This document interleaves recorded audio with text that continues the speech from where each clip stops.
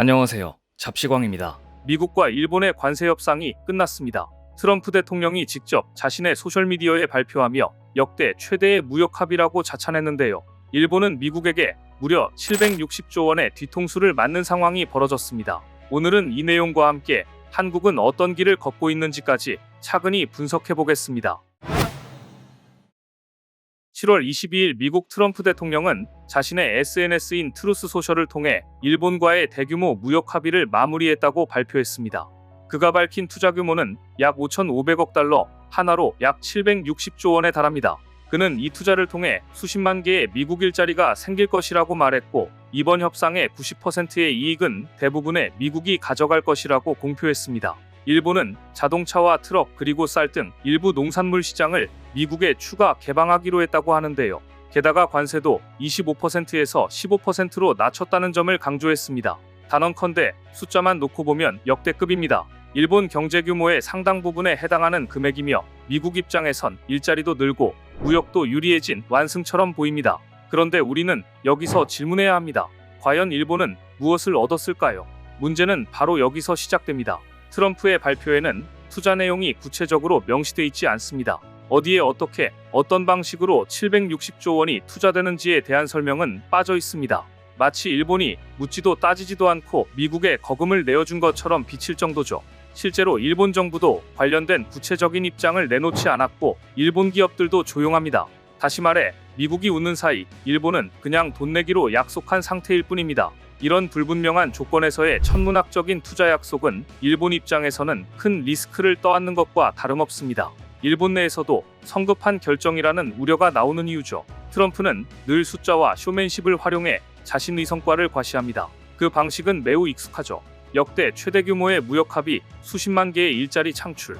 얼핏 보면 마치 1980년대 미국-일본 무역 전쟁의 리턴 매치처럼 보이기도 합니다. 그런데 이번에도 일본은 과거처럼 조용히 고개를 숙였습니다. 미국 농산물 시장을 개방하고 자동차 부문에서 수입 확대를 허용하고 거기다 천문학적 투자까지 자청했습니다. 1985년 플라자 합의 이후 일본이 미국에 보여준 특유의 저자세 외교가 또다시 반복되고 있는 듯한 인상입니다. 플라자 합의 이후 일본 엔화 가치가 급등하면서 수출 경쟁력을 잃고 잃어버린 30년의 시초가 되었다는 분석이 많죠. 특히 1980년대 미국의 압박 속에 일본 반도체 산업은 몰락의 길을 걸었고 이후 IT 산업의 침체, 디지털 경쟁력의 후퇴 등은 미국에 너무 가깝게 따르면서 상호주의를 요구하지 못한 결과라는 지적이 많습니다. 일본은 미국이라는 절대 강자 앞에서 정치적 안정과 안보라는 명분 아래 경제적 실리를 포기하는 모습을 수없이 보여왔습니다. 심지어 현재 일본은 30년 만기 국채마저도 마이너스 수익률을 기록할 정도로 디플레이션 압박에 시달리고 있는 상황입니다. 이런 상황에서 막대한 투자를 결정하는 것은 더욱 큰 부담이 될 수 있습니다. 그리고 이번 투자 발표도 정확히 그 연장선 위에 있습니다. 투자 조건이 무엇인지도 모른 채 정치적 선언부터 나온 상황. 트럼프는 정치적 이득을 챙기고 일본은 또다시 전략적 카드를 잃어버릴 위험에 처해 있습니다. 마치 지난 역사의 데자뷰를 보는 것 같은 느낌이 드는 건 저뿐만은 아닐 겁니다. 트럼프는 일본과의 관세를 기존 예고된 25%에서 15%로 낮추겠다고 밝혔습니다. 언뜻 보면 일본에게 혜택을 준 것처럼 보입니다. 하지만 사실 이것은 혜택이 아니라 오히려 더 큰 손해를 감수하고 얻은 값비싼 면피로 보입니다. 여기에 함정이 있습니다. 25%라는 관세는 실제로 부과된 것이 아니라 트럼프가 일본을 압박하기 위해 예고만 한 관세였습니다. 즉, 실제 통관 단계에서 일본 제품에 25%의 관세가 적용된 적은 없다는 이야기죠. 이런 상황에서 15%로 낮춰준다는 것은 일본이 존재하지 않던 25% 폭탄을 피하기 위해 15%의 새로운 부담을 스스로 짊어진 셈이 됩니다. 여기에 760조 원이라는 천문학적인 투자까지 약속했으니 명분 없는 관세 인하에 막대한 실탄까지 내어준 격입니다. 일본 입장에선 명백한 자충수라 할 수 있죠. 게다가 미국의 법률인 IRA와 반도체법 등에서 일본은 예외 국가가 아님에도 불구하고 특별 대우를 기대하며 대규모 투자를 선행해왔습니다. 그 결과는 어땠을까요? 보조금도 불확실하고 기술 이전 조건도 미국이 일방적으로 정하는 구조입니다. 예를 들어 메모리 반도체 시장은 한국이 장악하고 있지만 비메모리 반도체 시장은 미국이 약 54%로 시장 점유율 세계 1위를 차지하고 있습니다. 게다가 현재 미국은 자체 공급망 강화에 혈안이 되어 있습니다. 미국은 자국 중심의 반도체 공급망 재편을 추진하며 동맹국들에게도 미국 내 투자를 요구하고 있지만 그 조건은 철저히 미국 이익을 최우선으로 합니다. 이제 시선을 한국으로 돌려봅니다. 한국 역시 미국의 대규모 반도체 투자를 진행하고 있고 삼성과 SK는 미국 내 공장 건설을 진행 중입니다. 그러나 결정적인 차이가 하나 있습니다. 우리는 아직 협상을 끝내지 않았다는 점입니다. 일각에서는 이것이 한국이 뒤처졌기 때문이라 말하지만 오히려 그 반대입니다. 한국은 미국과의 협상에서 철저히 조건을 따지고 있습니다. 삼성전자는 미국 보조금 조건에 대해 세부적인 검토를 요청했고 SK하이닉스도 미국 정부의 요구에 대해 단순 수용은 어렵다는 입장을 유지하고 있습니다. 핵심은 수십 년간 쌓아온 기술 노하우를 미국에 이전하는 것이 타당한가, 수익성이 보장되는가 등입니다. 여기에 더해 한국은 특정 분야에서 미국조차 함부로 할 수 없는 독보적인 경쟁력을 지니고 있습니다. 특히 삼성전자와 SK하이닉스가 주도하는 디램 및 HBM 분야에서는 세계 그 누구도 따라올 수 없는 기술력과 압도적인 시장 점유율을 자랑합니다. 디램 시장의 약 70%, HBM 시장에서는 90% 이상을 차지하며 사실상 글로벌 공급망을 움직이는 핵심 축 역할을 하고 있죠. AI 시대로 진입하면서 이러한 고성능 메모리의 수요는 폭발적으로 증가하고 있기에 미국으로서도 한국의 협조 없이는 첨단 산업 생태계 구축이 어려운 상황입니다. 더 나아가 한국은 단순한 기술 강국을 넘어 아시아 지역에서 방위 산업의 핵심 축이자 주요 공급망으로 부상하고 있습니다. 글로벌 방위비 지출에서 미국에 이어 상위권을 차지하는 국가들이 밀집한 아시아 태평양 지역에서 한국 방산은 존재감을 키우고 있으며 K방산의 기술력과 생산 능력은 미국을 비롯한 동맹국들에게 필수적인 요소가 되었습니다. 특히 유럽과 중동 등 국제분쟁 지역에서 한국산 무기의 존재감은 이미 상당하죠. 이러한 전략적 중요성 때문에 미국에게는 일본보다 한국의 파트너십이 더욱 절실한 상황인 겁니다. 즉 한국은 조건 없이 퍼주는 투자가 아니라 받을 걸 받고 줄 걸 주는 협상을 하고 있는 겁니다. 이는 단순한 외교술의 문제가 아니라 우리 기술력과 글로벌 반도체 공급망에서의 전략적 위치가 있기 때문에 가능한 태도입니다. 단순히 일본과 비교했을 때 양국이 미국과의 무역을 통해 파급 효과를 관찰했을 때 일본은 2022년 1조 2,903억 달러의 파급 효과를 보인 반면 한국도 비슷한 수준의 높은 의존 관계를 보이고 있습니다. 이는 한국이 미국에 대해 가진 레버리지 역시 결코 작지 않다는 것을 의미합니다. 특히 HBM이나 AI용 고성능 메모리처럼 미국이 필요로 하는 기술에 대해 한국이 독보적인 경쟁력을 갖고 있기 때문에 무조건적인 양보를 하지 않고 있습니다. 한국 기업들은 미국의 정책이 자칫 한국 반도체 산업의 기술 유출이나 과도한 부담으로 이어질 수 있다는 점을 분명히 하고 지속적인 협의를 통해 우리에게 유리한 조건을 이끌어내려 노력하고 있습니다. 일본은 미국과의 관계에서 늘 신뢰를 강조해왔습니다. 하지만 그 신뢰는 자주 일방적이었고 그 결과 일본의 핵심 산업은 쇠퇴했습니다. 이번 760조 원 투자 발표도 일본 내부에서조차 완전히 뒤통수 맞았다, 너무 호구 잡힌 것이다, 또 한 번의 성급한 충성 아니냐는 비판이 조심스럽게 나오고 있습니다.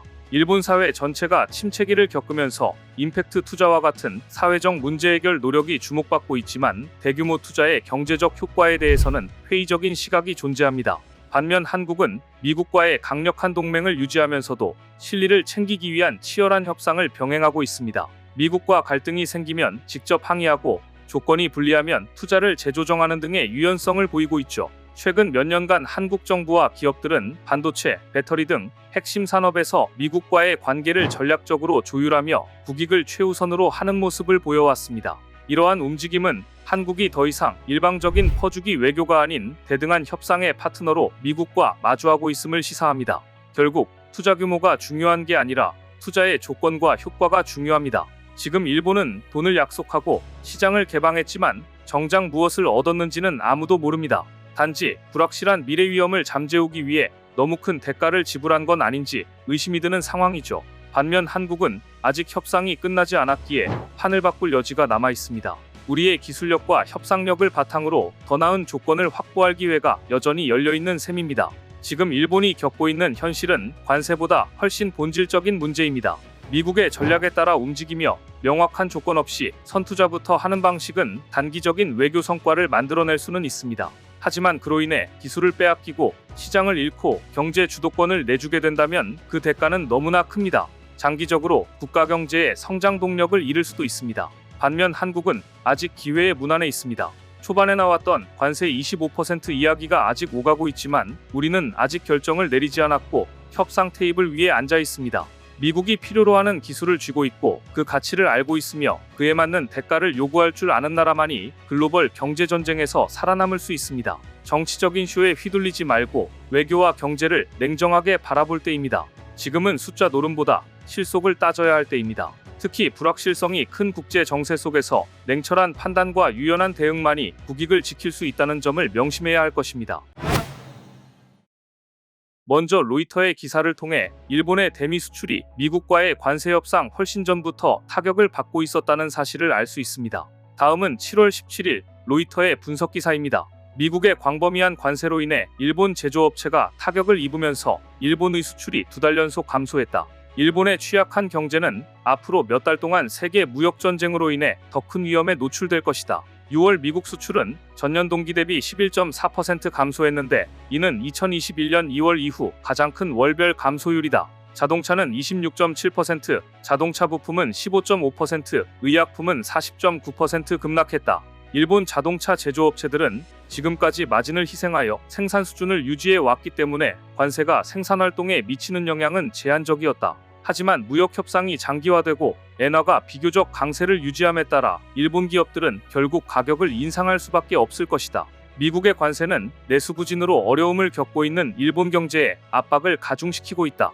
영국 매체 가디언은 일본은 협상 막바지까지 불안정한 상태가 지속되었고 트럼프의 관세율이나 투자 조건이 명확하게 공표되지 않아 일본 정부가 실질적으로 불평등한 조건을 수용했다고 평가했습니다. 일본이 트럼프의 협상 기술에 말려들어 결국 미국에 많은 것을 내주는 협상안에 서명했다는 설명입니다. 워싱턴 포스트도 마찬가지였습니다. 힘든 하루를 보낸 일본은 미국이라는 동맹에 대해 힘든 교훈을 얻었다. 일본은 지금까지 미국과 특별한 관계를 맺고 있다고 생각했다. 하지만 이제 일본은 무역협정을 체결하기 위해 고군분투하면서 자국의 안보 동맹이 거의 중요하지 않다는 것을 깨닫고 있다. 이시바 총리는 미국 대통령으로부터 신랄한 비판을 받은 최초의 외국 지도자가 되었고 미국은 일본이 트럼프의 새로운 무역협정 시한을 지키지 않을 경우 급격한 새로운 관세를 부과하겠다고 위협했다. 일본이 트럼프 행정부의 요구에 쉽게 굴복하지 않은 것은 특히 이시바 행정부가 자동차, 철강, 쌀 등 핵심 산업에 대한 양보를 제한하는 국내 정치적 고려 때문이었다. 하지만 결국 일본의 이시바 정부는 자동차와 쌀에서 엄청난 압박을 당한 끝에 결국 트럼프 행정부 앞에 실질적 굴복을 강요당했다고 설명하고 있습니다. 그리고 결국 일본은 미국에 약 759조 원을 투자하겠다는 약속을 해야 했고 이시바 총리는 사임이 유력하다는 보도가 나오고 있습니다. 일본 내에서 관세 협상에서 너무 많이 내주었다는 비판과 아울러 지난 20일 치러진 참의원 선거에서 자민당이 참패하자 이시바 시계로 일본 총리가 사임해야 한다는 여론이 높아지고 있습니다. 심지어 이시바 총리가 자리에서 물러나지 않겠다고 밝히자 반발이 거세지고 있습니다. 1955년 자민당 창당 뒤 처음으로 중의원, 참의원 과반 달성에 모두 실패한 초유의 사태 속에서도 이시바 총리가 버티기에 들어가자 SNS에서는 총리 퇴진을 촉구하는 해시태그 달기가 유행처럼 번지고 있습니다. 자민당 내에서도 총리 책임론이 거세지는 가운데 야당의 불신임한 제출 가능성까지 거론되며 일본 정국이 긴박하게 흘러가고 있습니다. 참의원 선거 다음 날인 21일 이시바 총리가 국정의 지체를 초래할 수 없다며 유임이사를 공식화하자 SNS에선 이시바 총리의 퇴진을 요구합니다라는 해시태그 달기 운동이 확산되고 있습니다. 총리가 사면패, 즉 중의원, 도쿄도의회, 참의원 선거에서의 참패를 당하고도 자리에 연연하고 있다. 총리 자리를 사유화하고 있다. 지금은 일단락이 필요한 때다 등의 제목과 내용을 담은 글들이 퇴진을 촉구하는 해시태그와 함께 SNS에 대거 올라와 있습니다. 니혼게이자이 신문은 자민당의 일부 지방의원들도 해시태그 달기 운동에 동참하고 있다고 전해 이시바 총리가 벼랑 끝에 몰렸음을 암시했습니다. 자민당 고치연지부연합회가 당 본부에 보낸 총리 퇴진 연판장 이미지도 눈길을 끌고 있습니다. 이 연판장에는 총리의 빠른 사퇴를 촉구하는 내용이 지부연합회 간부들의 실명과 함께 적혀 있었습니다. 자민당은 1955년 창당 이후 양원에서 모두 과반을 뺏겨 자민당 중심으로 정권을 창출해온 55년 체제가 붕괴될 위기에 처했다는 평가가 나왔습니다. 그만큼 자민당의 반성과 쇄신이 절실한 상황이지만 이시바 총리는 물론이고 당 지도부 중 누구도 책임을 지겠다고 나서는 사람이 없어 여론은 더 싸늘해지고 있습니다. 야당에서는 내각 불신임안을 제출하는 방안이 거론되고 있습니다. 야당이 합심해 불신임안을 가결하면 이시바 총리는 중의원 해산과 내각 총사퇴 중 하나를 택해야 합니다. 이처럼 사임 압박에 내몰린 이시바 총리. 최근 요미우리 신문은 이시바 시게루 일본 총리가 미국과 관세 협상 진행 상황을 지켜본 뒤 조만간 자진 사임 여부를 결정할 계획이라고 보도했습니다. 요미우리는 현재 진행 중인 미일 무역 협상이 8월 1일 마감 시한을 앞두고 속도를 내고 있으며 이 결과가 이시바 정권의 중대한 분수령이 될 수 있다고 전했는데요. 요미우리는 이시바 총리가 측근들에게 무역 협상에서 해법이 도출되면 선거 패배에 대한 책임을 어떻게 질 것인지 설명하겠다고 언급했다는 내용을 전했습니다. 한편 치열한 협상이 진행 중인 한국의 양상은 다르게 전개되고 있습니다. 트럼프 미국 대통령이 예고한 상호관세 부과 시한을 11일 앞두고 한국의 국가안보실장이 워싱턴에서 막바지 물밑 협상에 나선 것은 물론 실질적인 실무진이 미국을 방문해 협상에 나서고 있는 것으로 알려졌습니다. 일단 언론에 노출되는 사안은 안보실장이 전면에 나서고 있지만 실질적인 실무진은 따로 있다는 겁니다. 트럼프 대통령은 지난 7일 이재명 대통령 앞으로 한국에 대한 상호관세를 25%로 적시한 관세 서한을 보낸 바 있습니다. 8월 1일까지 통상 합의가 이루어지지 않는다면 미국은 변함없이 25% 관세를 부과하겠다는 통보였습니다. 하지만 한국은 이재명 정부의 고위급 인선이 마무리되자 위성락 국가안보실장, 여한구 산업통상자원부 통상교섭본부장, 여기에 구윤철 부총리 겸 기획재정부 장관과 김정관 산업통상자원부 장관까지 경제, 통상, 외교, 안보 라인이 워싱턴에 급파되어 협상에 물꼬를 트려는 모양새입니다. 특히 구윤철 경제부총리와 김정관 산업통상자원부 장관이 함께 나서면서 지난 4월 이후 중단됐던 재무, 통상수장 간 2+2 고위급 협의체가 재가동되는데 이번 방미가 사실상 마지막 담판이 무대가 될 것이라는 관측이 나옵니다. 미국 측에서는 스콧 베선트 재무장관과 제이미슨 그리어 미국 무역대표부 대표가 참석할 예정입니다. 또한 위성락 실장까지 급파된 것은 정부가 이번 방미를 관세, 비관세, 안보를 아우르는 패키지 협상으로 보고 있기 때문으로 해석됩니다. 정상 간談判 가능성까지 염두에 둔 만큼 정부는 신중하게 다방면의 협상 채널을 가동하고 있는데요. 우선 한국 정부의 최우선 목적은 이번 협상에서 관세인 하폭을 극대화하고 비관세 장벽 부담은 최소화하며 안보 분야에선 한미 간 윈윈이 가능한 협상 구도를 마련하는 것입니다. 특히 25%의 고율 관세가 예고된 자동차, 철강, 알루미늄 등의 품목에 대해 한국의 유리한 조정이 이뤄지도록 협상 카드를 다듬고 있습니다. 미국 측은 농축산물 시장 개방, 온라인 플랫폼 규제 완화, 고정밀지도 해외 반출 허용 등 민감한 사안들을 요구 중입니다. 이에 따라 소고기 수입 원령 제한 철폐, 쌀 수입 쿼터 확대, 사과 수입 개방 등이 논의 테이블에 오른 것으로 알려졌습니다. 이에 한국 정부는 이와 함께 미국산 LNG 수입 확대, 조선, 제조업 협력, 알래스카 가스관 프로젝트 등 산업 협력안을 포함한 교환 카드도 조율 중입니다. 그런데 이러한 한국의 움직임에 대해 외신들의 반응을 살펴보면 특히 통상교섭본부 장관과 부총리 겸 기획재정부 장관 투톱 체제에 대해 일본과 확실히 다른 온도차를 확인할 수 있습니다. 로이터의 보도 내용을 보면 김정관 신임 산업부 장관은 미국과의 관세 협상이 모든 종류의 가능한 시나리오를 초래할 수 있는 중요한 단계에 있다고 밝혔다. 또한 한국의 위성락 국가안보보좌관도 워싱턴에 도착했다. 김정관 산업부 장관을 포함한 다른 한국의 장관들도 이번 주에 미국을 방문하여 협상에 임하는 것으로 알려졌다. 특히 여한구 통상장관은 원칙적 합의 가능성을 언급하며 농업 분야 일부 개방을 검토 중이라 밝혔다. 산업협력 및 관세 면제 논의에 진전이 있었다고 언급하며 한국 정부가 실용적 접근을 취하고 있음을 강조했다. 일본은 가장 치명적인 쌀을 내줬는데 한국은 어느 정도 선에서 타협할지 이 대목이 주목해야 할 포인트다. 한국 정부는 8월 1일 관세 발효 이전 고위급 협상을 가속화하겠다는 의지를 밝혔다. 한국 정부는 아예 무관세 전략을 추진 중이며 협상의 여지가 생겼다는 평가도 있다. 한국 정부는 미국의 편의로 협상의 여지가 생긴 것을 전략적으로 활용해 무관세 유예를 산업발전 및 내수개혁 기회로 해석하고 있다고 보도했습니다. 그런데 2+2 협상을 직전에 둔 상황에서 미국 측 요청으로 실무자 협상이 돌연 취소되는 상황이 발생했습니다.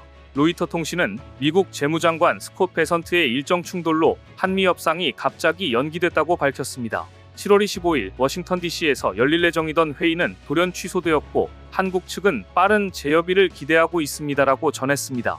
그러나 8월 1일 관세 적용 시한을 앞둔 만큼 시간 압박이 커지고 있다고 로이터는 전했습니다. 미국 측이 베센트 장관의 긴급한 사안으로 인해 회담을 미루자고 제안한 것으로 알려졌습니다. 일각에서는 농산물, 소고기 등 세부 분야에서 이견이 있을 것이라는 분석도 있습니다. 아직 힘겨루기가 끝나지 않았다는 이야기입니다. 한편에서는 미국 측이 먼저 회담을 미룬 만큼 8월 1일로 예정된 관세 적용 시한을 연장시킬 가능성에 대한 이야기도 나오고 있습니다. 한국 입장에서는 충분히 시한 연장을 요구할 수 있다는 이야기입니다. 한국의 관세 협상 결과 발표가 일본보다 늦어지고 있는데 이것은 마지막까지 치열한 협상이 진행 중이라는 의미이기도 합니다. 일본이 먼저 협상 결과를 발표한 만큼 한국은 이 결과를 분석하고 전략을 바꿀 수 있는 전략적 기회도 얻은 것으로 분석됩니다. 이재명 정부는 실용외교를 내세웠고 기획재정부와 외교통상부가 미국으로 총출동했습니다. 외신들은 한국 정부가 경제, 통상, 외교, 안보 등 모든 관계부처가 원팀으로 국익과 실용 차원에서 계획도 치밀하게 짜고 대응에 총력을 기울이는 모습을 보이고 있어 과연 어떤 협상 결과를 이끌어낼지 주목하는 분위기입니다. 아무쪼록 한국과 미국의 2+2 실무 협상이 두 나라의 동맹 관계를 더욱 공고히 하고 신뢰를 깨지 않는 결과를 도출할 수 있기를 바랍니다. 안녕하세요. 잡시광입니다. 지난달 대한민국은 대통령 선거를 치렀습니다. 그런데 50일 정도가 지난 현재 동아시아 정치는 과거에는 상상하기 어려웠던 거대한 변곡점을 맞았습니다. 마치 약속이라도 한 듯 동아시아의 두 핵심 국가에서 동시다발적인 정치대 지진의 전조가 감지되고 있습니다. 일본에서는 집권 자민당, 공명당 열린여당이 참의원 선거에서 전례 없는 참패를 기록하며 과반 의석을 상실했고 이로 인해 오랜 기간 유지되어 온 정치적 기반이 송두리째 흔들리고 있습니다. 이는 단순한 선거 패배를 넘어 일본 정치의 근본적인 지형 변화를 예고합니다. 동시에 중국에서는 시진핑 주석의 건강 이상설과 함께 내부 권력의 균열 조짐이 확산되는 등 시진핑 리스크가 가시화되고 있습니다.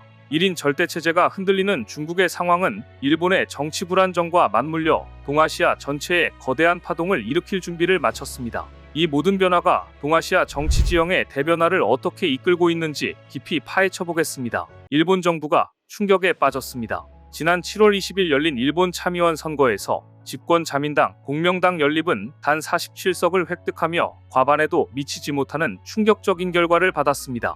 이는 일본 정치 역사상 1955년 이른바 55체제, 즉 자민당의 장기 집권이 시작된 이래 양원 모두 과반 상실이라는 초유의 사태를 의미합니다. 55체제는 냉전시대 자유민주주의를 표방한 자민당이 사회당 등의 야권을 압도하며 일본 정치를 주도해온 시기를 일컫습니다. 그러나 이번 참패로 견고했던 이 체제가 사실상 막을 내리고 있음을 선언한 것이나 다름없습니다. 참의원 선거의 여소야대 형성은 자민당 중심의 정책 집행에 치명적인 제동을 걸었습니다. 이제 주요 법안 통과나 예산안 처리는 야당과의 협의 없이는 불가능에 가까워졌고 이로 인해 국정은 사실상 정지 상태에 놓였습니다. 야당의 공세는 더욱 강화될 것이며 정치적 교착 상태는 심화될 전망입니다. 이는 일본이 대내외적으로 마주한 산적한 과제들을 해결하는 데 심각한 걸림돌로 작용할 것입니다. 이번 선거 결과는 단순한 정치적 공방의 산물이 아닙니다. 그 배경에는 국민들의 깊어진 민생 불안과 물가 고통이 자리 잡고 있습니다. 수년간 이어진 물가 상승, 식료품, 에너지, 주택 임대료 등 생활 전반은 국민의 실질 소득을 갉아먹으며 불만의 뇌관이 되었습니다. 특히 이시바 정부가 추진하거나 유지해온 소비세 10% 유지 정책, 그리고 코로나 팬데믹 이후 심화된 쌀값 대올라는 도시와 농촌, 젊은 세대와 고령층 간의 경제적 불만 격차를 극대화시켰습니다. 정부는 엔화약세를 통한 수출기업 지원이라는 명분을 내세웠지만 수입 물가 폭등으로 인한 서민들의 고통은 외면한다는 비판에 직면했습니다. 식료품 가격은 매달 최고치를 경신했고 전기료와 가스요금 등 공공요금 인상은 가계의 부담을 더욱 늘렸습니다. 이러한 민생을 직격한 이슈들은 결국 자민당에 대한 국민들의 쌓여왔던 불만을 폭발시키며 표심 반전으로 이어졌습니다. 일본 국민들은 이제 정부의 경제정책에 대한 근본적인 변화를 요구하고 있습니다. 한편 이번 선거의 또 다른 주요 특징은 산세이토와 같은 신생 포퓰리즘 정당의 약진입니다. 이들은 기존 주류 정치에 대한 불만을 파고들어 우익 정서를 앞세워 14석 이상을 획득하며 급부상했습니다. 재패니즈 퍼스트의 메시지를 강하게 던지며 전통적인 유권자층을 흔들었고 이는 기존 양대 정당 체제에 균열을 내는 결과를 낳았습니다. 일본 정치 지형은 이제 명실상부한 다당제 시대로 접어들었으며 이 새로운 정치 세력의 등장은 향후 일본 국정 운영의 복잡성을 한층 더 심화시킬 것입니다. 선거 참패에도 불구하고 이시바 총리는 미일 관세 협상과 경제 외교 일정이 산적해 있고 이 시점에서 총리직 사임은 국익에 해를 끼칠 수 있다며 현 시점에서 사임은 곤란하다는 입장을 고수했습니다. 사실상 이 정도 선거 참패이면 내려와야 하는 게 당연합니다. 이러한 발언은 외견상 국정에 대한 책임감을 강조하는 것처럼 보였지만 오히려 자민당 내부와 야당에서는 선거 패배의 책임을 회피하려는 무책임한 발언이라는 비판의 불씨를 지폈습니다. 총리의 리더십은 사실상 위기에 직면했습니다. 자민당 내부에선 선거 패배에 대한 책임론이 격화되고 있습니다. 과거 아베 신조 내각에서 굵직한 역할을 했던 타로아소 전 총리, 스가 요시히데 전 총리 등 주요 인사들은 공공연히 이시바 총리의 퇴진을 압박하고 나섰습니다. 이들은 당의 지지율을 회복하고 전국 혼란을 수습하기 위해선 지도부 개편이 불가피하다는 목소리를 높이고 있습니다. 과거 자민당은 강력한 파벌 정치를 통해 내부 결속을 다져왔지만 이번 패배로 파벌 간 역학관계에도 큰 변화가 예상됩니다. 특히 총리를 지지했던 파벌들은 힘을 잃고 반대파의 목소리가 더욱 커지는 양상입니다. 일부 강경파 의원들은 차기 총리가 누가 되든 협력하지 않겠다는 극단적인 발언까지 서슴지 않으며 정치권의 불협화음을 키우는 상황입니다. 이제 내분까지 일어나며 갈 때까지 간 것이죠. 자민당은 이제 중대한 기로에 섰습니다. 크게 두 가지 시나리오가 거론됩니다. 첫 번째, 선거 참패의 책임을 물어 이시바 총리를 조기에 교체하고 전국의 돌파구를 마련하기 위해 중의원을 해산, 재선거를 통해 새로운 국민적 지지를 얻으려 시도하는 시나리오입니다. 그러나 야당의 협조 없이 중의원 해산은 사실상 불가능하며 여소야대 상황에서 재선거를 치를 경우 또 다른 패배의 위험을 안고 있습니다. 두 번째, 이시바 총리가 자리를 지키되 부족한 의석수를 보완하기 위해 중도 야당 또는 급부상한 극우정당 산세이토와의 협력을 시도하는 것입니다. 그러나 극우 성향의 산세이토와의 협력 시나리오는 주류 자민당 내부의 이질감과 특히 이펀 민주당 등 중도 야당의 강력한 협력 거부로 인해 현실화되기 매우 어렵다는 평가입니다. 즉 지금 일본 정국은 말 그대로 완전히 깨진 퍼즐 상태입니다. 각 정당의 이해관계가 첨예하게 대립하고 있어 어느 쪽으로도 쉽게 방향을 잡기 어려운 총체적 난국입니다. 과반 의석을 상실한 여당은 국가의 핵심적인 국정과제들을 추진하는데 심각한 난항을 겪을 것입니다. 당장 미일 간의 첨예한 무역, 관세 협상에서 일본의 협상력이 크게 약화될 수 있습니다. 또한 내년도 예산, 세제 개혁 추진은 물론 디플레이션 극복을 위한 경제정책이나 고령화 사회 대비 연금 개혁과 같은 중대한 과제들이 야당의 협조 없이는 사실상 불가능해졌습니다. 이는 일본 국정의 발목을 잡고 정책 집행의 일관성을 훼손하며 장기적으로 일본 경제의 활력을 떨어뜨릴 수 있습니다. 일본 내외 금융시장은 이번 선거 결과에 즉각적이고 민감하게 반응하고 있습니다. 선거 결과 발표 직후 제2지비 금리 급등과 엔화 가치 급격한 하락은 이미 현실화되고 있으며 이는 일본의 경제 불안정이 국제 금융시장으로 전이될 수 있음을 시사합니다. 엔화 약세는 일본의 수출 기업에는 단기적 이득이 될 수 있으나 에너지 등 수입 물가 상승을 심화시켜 가계 경제에 이중고를 안기고 장기적으로는 해외 투자 자본의 이탈을 가속화할 수 있습니다. 또한 미국의 아시아 전략에 있어 핵심 동맹국인 일본의 정치적 불안은 미일 경제협력 일정 재조정 움직임으로 이어지고 있습니다. 자민당이 과거 주장하던 강력한 리더십과 안정을 다시 되찾기 위해선 이전과는 완전히 새롭게 조정된 정치 구도를 수립해야 합니다. 이는 기존의 보수적인 기득권층을 뛰어넘는 혁신적인 변화를 요구하며 일본 정치의 중대한 시험대가 될 것입니다.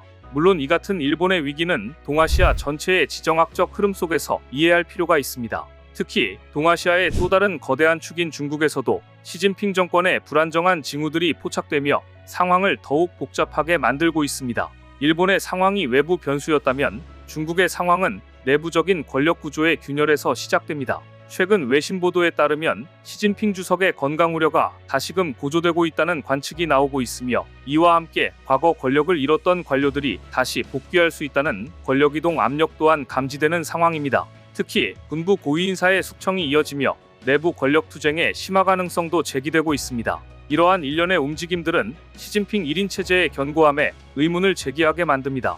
즉, 일본만이 아니라 중국에서도 권력 구조의 변화, 압력이 가시화되고 있다는 의미입니다. 이 같은 동시대 정치 균열의 배경이 현재 동아시아 상황을 이해하는데 매우 중요한 맥락을 제공합니다. 두 강대국에서 동시에 발생하는 권력의 불안정은 예측 불가능한 국제질서 재편의 도화선이 될 수 있습니다. 2025년 여름 동아시아는 격동의 한복판에 있습니다.